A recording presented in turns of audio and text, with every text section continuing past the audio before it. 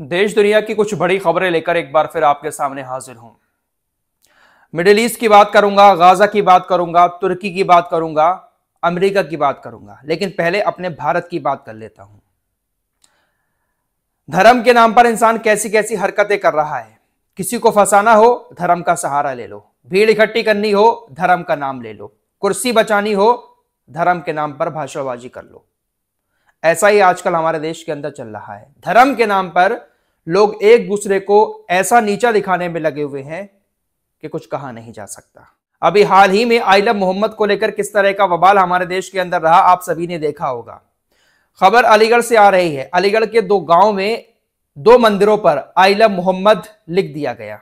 Spray paint के जरिए मंदिरों पर आई लव मोहम्मद लिखा गया। अब जाहिर सी बात है कि मंदिरों पर आई लव मोहम्मद लिखा गया है तो इसका शक मुसलमानों के ऊपर ही जाएगा, क्योंकि हाल ही में आई लव मोहम्मद वाला मामला बहुत ज्यादा देश के अंदर चर्चा में रहा है। कई सारी जगहों पर आई लव मोहम्मद लिखने की वजह से बवाल भी हुए हैं। तो जब मंदिर पर आई लव मोहम्मद लिखा हुआ देखा, हड़कंप मच गया। लेकिन पुलिस ने जब ठीक से इन्वेस्टिगेशन की तो पुलिस को थोड़ा सा शक हुआ। मंदिरों पर जो आई लव मोहम्मद लिखा गया था, उस आई लव मोहम्मद लिखने में कई सारी मिस्टेक थी। पैगंबर मोहम्मद सल्लल्लाहु अलैहि वसल्लम का नाम ठीक से नहीं लिखा गया था। आई लव मुहद इस तरीके से लिखा था। दूसरे मंदिर पर जो आई लव मोहम्मद लिखा गया था, उसकी स्पेलिंग में भी कुछ मिस्टेक थी। पुलिस को शक हुआ कि अगर मुसलमान आई लव मोहम्मद लिखते तो मोहम्मद साहब का नाम गलत नहीं लिखते। इसी शक के आधार पर पुलिस ने अपनी कार्रवाई आगे बढ़ाई, जांच पड़ताल शुरू की तो पुलिस के सामने एक नया सच आ गया। मंदिर पर आई लव मोहम्मद लिखने वाले मुसलमान नहीं बल्कि हिंदू समुदाय के ही लड़के निकले। पुलिस ने सीसीटीवी के आधार पर अभिषेक, सासवत, दिलीप कुमार, आकाश और जीशांत कुमार को गिरफ्तार किया।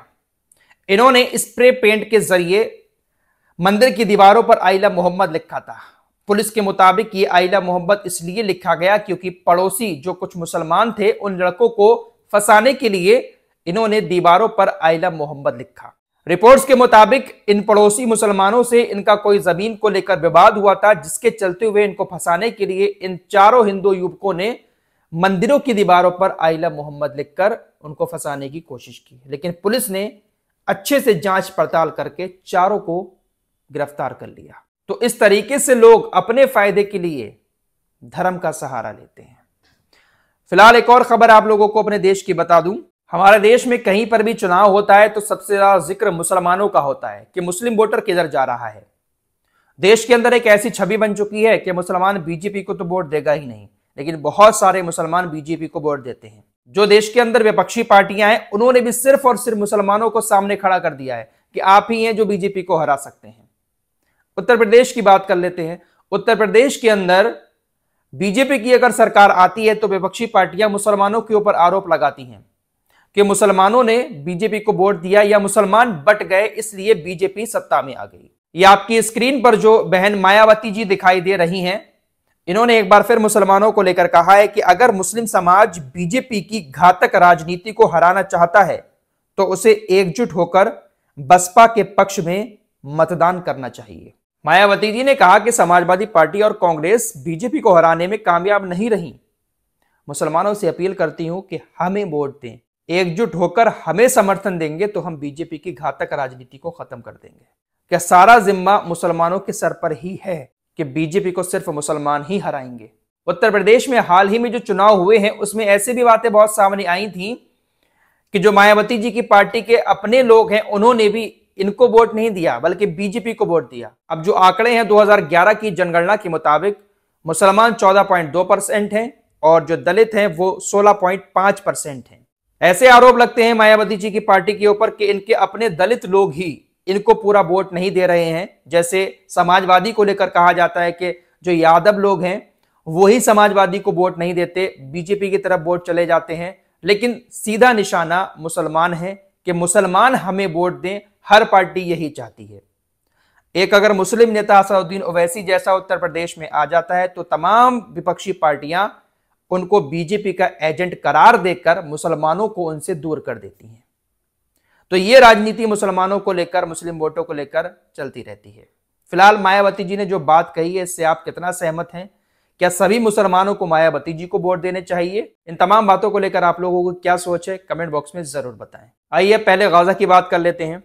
रजब तैयब एर्दोगान ने एक बयान देते हुए कहा है कि हमास के पास ना तो बम है ना ही परमाणु हथियार, लेकिन ये सारे हथियार इजराइल के पास हैं और इजराइल ने उदाहरण के लिए कल रात इन हथियारों का इस्तेमाल करके गाजा पर फिर से इन बमों का हमला किया। क्या आपको जर्मनी में ये चीजें दिखाई नहीं दे रही हैं? क्या आप इन पर नजर नहीं रख रहे हैं? जर्मनी के अंदर बैठकर रजब तैयब एर्दोगान ने जर्मनी से ये सवाल किए हैं। बम कौन फोड़ रहा है, हथियार कौन चला रहा है, दुनिया देख रही है, लेकिन आतंकी कौन है? हमास। गाजा के नागरिक सुरक्षा प्रवक्ता महमूद बसल कहते हैं कि गाजा की सड़कों पर 71,000 टन बिना फटे बम मौजूद हैं। गाजा के सभी इलाकों में बिना फटे बम मौजूद हैं जो नागरिकों की जान के लिए खतरा हैं। गाजा की सड़कों पर बिखरे बिना फटे बमों और रॉकेटों से निपटने के लिए हमें विशेषज्ञों और बहुत ज्यादा विशेषज्ञों की जरूरत है। गाजा पट्टी पर नरसंहार युद्ध के परिणाम स्वरूप 6 करोड़ टन मलबा जमा है। यह बहुत घातक खबर है दोस्तों। मलबे के नीचे जो बिना फटे बम है, उस पर किसी का पैर पड़ेगा वो फट जाएगा।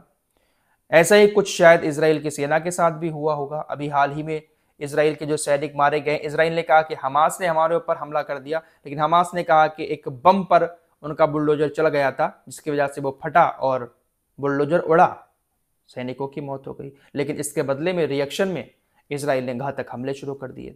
फिलहाल गाजा बहुत ज्यादा खतरनाक जगह इस वक्त बनी हुई है। करोड़ों टन मलबा और उस मलबे के नीचे क्या क्या चीजें दबी हुई हैं, हम सोच भी नहीं सकते। फिलहाल नेतन्याहू के ऊपर इजराइल में जो मुकदमा चल रहा है रिश्वतखोरी का, भ्रष्टाचार का, 2020 से यह मुकदमा चल रहा है, लेकिन अभी तक कोई सुनवाई फाइनल नहीं हो पाई है। कोई ना कोई बहाना ये लगा देता है। कल भी इसने एक फैमिली प्रोग्राम में शामिल होने का बहाना लगाकर अदालत में पेशी को रद्द कर दिया। अदालत में पेश ये नहीं हुआ। जैसा ये है वैसे ही अदालतें हैं। देखते हैं भाई क्या होता है। कुर्सी जाएगी तो शायद इसको सजा मिल जाए, वरना ये सब चलता रहेगा।